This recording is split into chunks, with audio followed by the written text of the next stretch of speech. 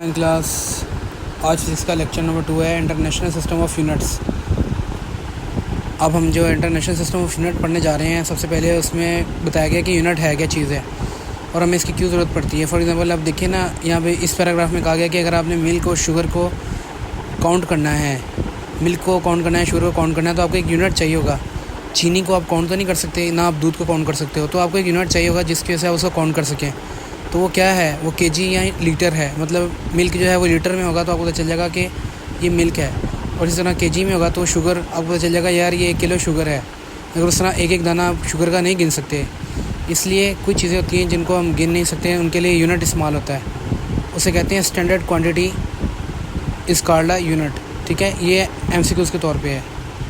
इसी तरह एक एमसीक्यूज़ इसमें है इस पैराग्राफ में, the 11th general conference on weight and measure held on Paris in 1960 में ये कॉन्फ्रेंस हुई थी। ठीक है, ये भी आपका जो है ना वो उसमें आएगा, एमसीक्यूज़ में आएगा। ठीक है, अच्छा जी, अब आ गया जी, a world wide system of measurement is called international system of unit. ये डेफिनेशन आ गई इंटरनेशनल सिस्टम ऑफ यूनिट्स की, कि एक world wide system of measurement है ना, जो मेजरमेंट के लिए जो वर्ल्ड वाइड सिस्टम यूज़ होता है, पूरी दुनिया में एक ही सिस्टम यूज़ होता है, उसे कहते हैं international system of unit.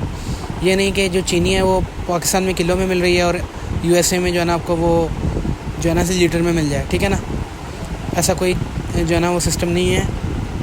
World wide एक ही सिस्टम यूज़ होता है, उसे कहते हैं इंटरनेशनल सिस्टम ऑफ यूनिट। आगे आपने जो लाइन लिखनी है वो लिखनी है, the international system of unit is commonly refer as SI या रिप्रेजेंट बाय SI। यहाँ पे आप ये भी लिख सकते हैं, इज़ रिप्रेजेंट बाय SI। ठीक है, ये इंटरनेशनल सिस्टम ऑफ यूनिट की डेफिनेशन हो गई, ये वाली और ये वाली। ठीक है, अच्छा जी, अब आगे आ गई बेस यूनिट। दो तरह के यूनिट होते हैं, एक बेस यूनिट होता है, एक ड्राइव यूनिट होता है। जैसे हमने क्वांटिटीज़ पढ़ी थी, बेस क्वांटिटीज़ और ड्राइव क्वांटिटीज़, इस तरह बेस यूनिट और ड्राइव यूनिट्स भी होते हैं। बहुत ईजी है, जैसे बेस यूनिट की तरफ चलते हैं। The unit that describe base quantities are called base unit. ये आपने डेफिनेशन याद कर लेनी है। वो यूनिट जो बेस क्वांटिटीज़ को रिप्रेजेंट करते हैं या डिस्क्राइब करते हैं वो बेस यूनिट कहलाते हैं। एग्जांपल क्या है इसकी, एग्जांपल इसकी मैं आपको बताता हूँ। इसकी एग्जांपल है जनाब, पहले हम ड्राइव यूनिट्स भी पढ़ लेते हैं, ठीक है ना, फिर हम एग्जांपल दोनों की इकट्ठी पढ़ लेंगे। The unit use to describe या measure derived quantities are called derived units. यानी जो बेस क्वांटिटीज़ को ड्राइव करती हैं या डिस्क्राइब करती हैं वो बेस यूनिट कहलाते हैं। ठीक है ना, ये देखें। और इसी तरह जो ड्राइव क्वांटिटीज़ को मेजर करने के लिए या डिस्क्राइब करने के लिए यूज़ होती हैं वो ड्राइव यूनिट्स कहलाते हैं। ठीक है, अब हम पढ़ते हैं पहले बेस यूनिट की एग्जांपल। ये बेस यूनिट है और इसकी एग्जांपल हम पढ़ने लगे हैं। ये एग्जांपल मैंने खुद ही लिखा है, एग्जांपल इसकी ये है। आप इसमें से कोई भी 2-3 एग्जांपल्स दे सकते हैं, लेकिन आपने ये सारा टेबल याद करना है। ये सारा टेबल याद क्यों करना है, आज का लेक्चर हमारा इन टेबलों के ऊपर ही है, क्योंकि ये एक दफ़ा आपने टेबल याद करना है, बाद में आपकी पूरी फिज़िक्स में ये टेबल यूज़ होना है। बार बार मुख्तलिफ़ जगहों पे ये चीज़ें आएंगी। अगर आपको नहीं पता होगा तो आप नहीं कर पाएंगे, अगर आपको पता होगा ना फिर ही आप आगे पढ़ पाएंगे। इसलिए आपने पूरा टेबल याद करना है। एग्जांपल में आपने कोई भी 2 या 3 एग्जांपल्स देनी है। ठीक है, एग्जांपल इसकी एक एग्जांपल जो है ना वो इस तरह है, length L metre and M। ठीक है ना, इस तरह एक एग्जांपल है इसकी। मैं आपको भी बता देता हूँ कैसे। ये देखें जी, एग्जांपल के तौर पे आप देखते हैं जब लेंथ, तो लेंथ को हम रिप्रेजेंट करते हैं L से। लेंथ का सिंबल है L और ये है एक बेस क्वांटिटी। लेंथ एक बेस क्वांटिटी है और इसका बेस यूनिट जो है ना वो है मीटर, और इसका सिंबल है M। ठीक है, इसका यूनिट है बेस यूनिट है मीटर और इसका सिंबल है M। इस तरह जो बेस क्वांटिटी है वो मास है और उसको रिप्रेजेंट करेंगे स्मॉल m से, और उसका बेस यूनिट है किलोग्राम और उसको रिप्रेजेंट करेंगे kg से।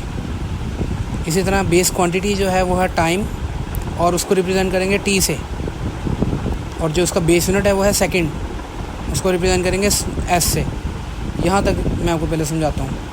लेंथ है तो आप उसको मीटर में मेजर करते हैं, मास है तो आप इसको किलोग्राम में मेजर करते हैं। मतलब 1 किलो चीनी है तो आप इसको 1 किलोग्राम चीनी कहेंगे और 1 kg शुगर कहेंगे। टाइम है तो 60 सेकंड है तो इसका यूनिट है। ये सेकंड में क्यों लिया है हमने, मिनट में क्यों नहीं लिया या हॉर में क्यों नहीं लिया? भाईजान जो SI यूनिट है ना वो सेकंड है। ठीक है, पूरी दुनिया में जो है ना वो टाइम को सेकंड के तौर पे लिया जाता है। स्मॉलेस्ट यूनिट कोशिश की जाती है लिया जाए, ताकि जो है ना हमें, अगर हम मिनट ले लेते हैं मिसाल के तौर पे, आपने कोई मैयर लिया है, वो 1 मिनट 30 सेकंड है, तो आप उसको कैसे करेंगे? 1 मिनट 30 सेकंड को कैसे आप लिखेंगे?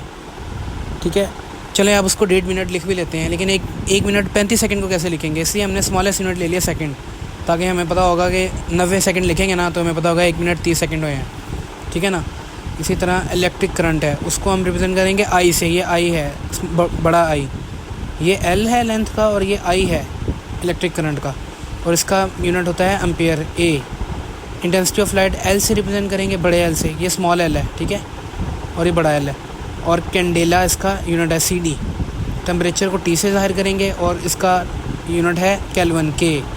अमाउंट ऑफ सब्सटेंस को एन से ज़ाहिर करेंगे, और इसका यूनिट है मोल, एम एल। ये आपने याद करना है टेबल। ठीक है जी, ये बेस यूनिट, बेस क्वांटिटी और बेस यूनिट का टेबल है। अब हम ड्राइव यूनिट और ड्राइव क्वांटिटीज़ का टेबल याद करने लगे हैं। उसमें भी आपने ड्राइव यूनिट्स के आगे 3 एग्जाम्पलें दे देनी, कोई सी भी, स्पीड, एक्सेलरेशन, वॉल्यूम या फोर्स, कोई भी आप 3 दे दें। जिस तरह बेस क्वांटिटी से, इसी तरह ड्राइव क्वांटिटी है स्पीड, और उसको रिप्रेजेंट करेंगे वी से। और उसका डिराइव यूनिट क्या है? ड्राइव यूनिट उसका है मीटर पर सेकंड, और मीटर पर सेकंड को हम ऐसे लिखते हैं मीटर ओवर सेकंड। ठीक है ना। मीटर ओवर सेकंड को हम ऐसे भी लिखते हैं मीटर सेकंड -1। यानी आपको मैं इधर लिख के देता हूँ ताकि आपको समझ में आ जाए मैं कहना क्या चाह रहा हूँ। जब हम जो है ना वो लिखते हैं ना मीटर पर सेकंड, तो होता क्या है, जो मीटर है वो उधर ही रहता है, लेकिन जो एस है वो ऊपर आ जाता है। जब वो नीचे होता है वो प्लस का 1 होता है उसके ऊपर, जब वो ऊपर आता है तो वो -1 हो जाता है। ठीक है ना, उसके साथ माइनस लग जाता है। मीटर पर सेकंड, इसको कहते हैं मीटर पर सेकंड, सॉरी। ठीक है। इसी तरह जब आपका एक्सेलरेशन है, उसको रिप्रेजेंट करेंगे ए से। जब वो उसका ड्राइव यूनिट देखेंगे तो वो होगा मीटर पर सेकंड, यानी मीटर पर सेकंड का स्केयर।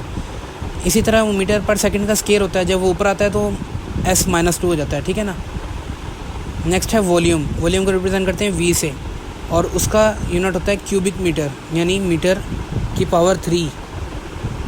फोर्स का यूनिट है, सिंबल है F, और इसको रिप्रेजेंट करते हैं, इसका ड्राइव यूनिट क्या हुआ? न्यूटन। न्यूटन को हम कहते हैं N। अभी आप ये याद बेशक ना करें, ये बाद में आप याद कर लेंगे, आगे आ जाएगा तो आप आगे याद कर सकते हैं इसको। जो याद करना चाहें वो याद कर भी लें, तो कोई मुश्किल चीज़ नहीं, मैं बता देता हूँ आपको ये क्या है। न्यूटन भी लिख सकते हैं, इसको हम लिख सकते हैं kg मीटर पर सेकंड स्क्वायर। मतलब इसमें kg भी होता है और एक्सेलरेशन भी होता है, क्योंकि n जो होता है वो होता है kg और मीटर पर सेकंड स्क्वायर के मल्टीप्लिकेशन के साथ, फिर वो न्यूटन बनता है। ठीक है ना।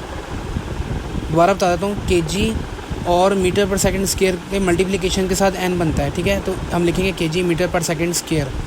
प्रेशर को हम P से रिप्रेजेंट करते हैं, ये एक ड्राइव क्वांटिटी है और इसका ड्राइव यूनिट है पास्कल, जिसको हम कहते हैं PA। इसी तरह ये न्यूटन, यानी ये वाला न्यूटन और मीटर स्क्वायर के मल्टीप्लिकेशन से बनता है। अगर अब हम इसको लिखें और भी खोल के, तो हम इस तरह भी लिख सकते हैं kg मीटर पर सेकंड स्क्वायर। ठीक है, तो लेकिन हम ऐसे लिखेंगे न्यूटन मीटर स्क्वायर, न्यूटन पर मीटर स्क्वायर या पास्कल। डेंसिटी रो, इसको P नहीं पढ़ना, इसको रो पढ़ना है, रो, सॉरी P आपने इसको पढ़ना है, डेंसिटी। ठीक है ना। अभी आप इसको P पढ़े, मैं आपको बताता हूँ आगे क्या है इसका पढ़ना है। किलोग्राम पर क्यूबिक मीटर, इसको हम क्या लिखेंगे? किलोग्राम पर क्यूबिक मीटर। चार्ज को Q से, और उसका जो ड्राइव यूनिट है वो है कूलम। कूलम को हम C से या AS से ज़ाहिर करेंगे।